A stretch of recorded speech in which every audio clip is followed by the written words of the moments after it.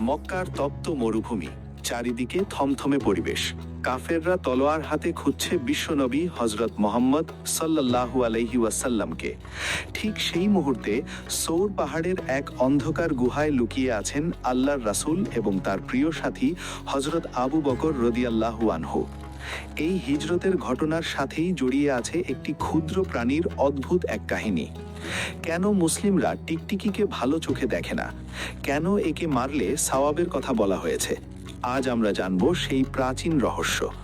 আমাদের নবীজি যখন গুহার ভেতর আশ্রয় নিলেন, আল্লাহ তাআলা তার কুদরত দিয়ে তাকে রক্ষা করার ব্যবস্থা করলেন। গুহার মুখে একটি মাকড়সা দ্রুত জাল বুনে দিল, আর একটি কবুতর সেখানে বাসা বেঁধে ডিম পেড়ে বসে রইল। কাফেররা গুহার কাছে এসেও ফিরে গেল এই ভেবে যে এখানে কেউ থাকলে মাকড়সার জাল অক্ষত থাকতো না।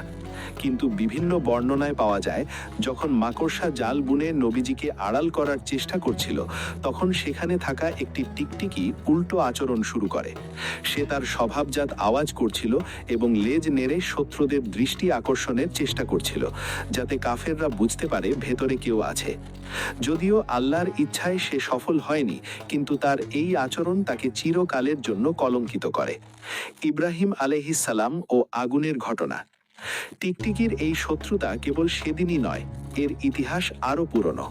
যখন নমরুদ হজরত ইব্রাহিম আলাইহিস সালামকে বিশাল অগ্নিকুণ্ডে নিক্ষেপ করেছিল, তখন পৃথিবীর ছোট বড় সব প্রাণী সেই আগুন নেভানোর চেষ্টা করছিল। ব্যাঙ তার মুখে পানি নিয়ে আগুনের ওপর ছিটাচ্ছিল, কিন্তু টিকটিকি ছিল একমাত্র প্রাণী যে কিনা আগুনের দিকে ফুঁ দিচ্ছিল, যাতে আগুন আরও বেশি জ্বলে ওঠে। যদিও তার ক্ষুদ্র ফুঁয়ে আগুনের কিছুই হতো না, কিন্তু এর মাধ্যমে সে প্রমাণ করেছিল সে সত্যের নয় বরং মিথ্যার পক্ষে।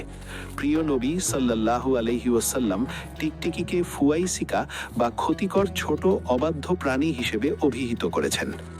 সহিহ মুসলিমের হাদিসে বলা হয়েছে, যে ব্যক্তি প্রথম আঘাতেই টিকটিকি মারবে তার জন্য 100 সওয়াব রয়েছে। এর ধর্মীয় কারণের পাশাপাশি বৈজ্ঞানিক কারণও রয়েছে।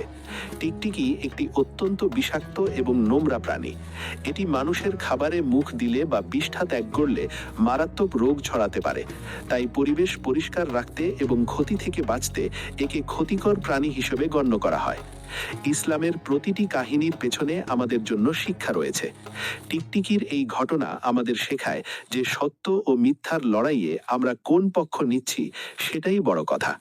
সৃষ্টির ক্ষুদ্রতম প্রাণী হয়েও মাকড়সা রক্ষা করেছিল ইসলামের আলোয়, আর টিকটিকি চেয়েছিল সেই আলোকে নিভিয়ে দিতে।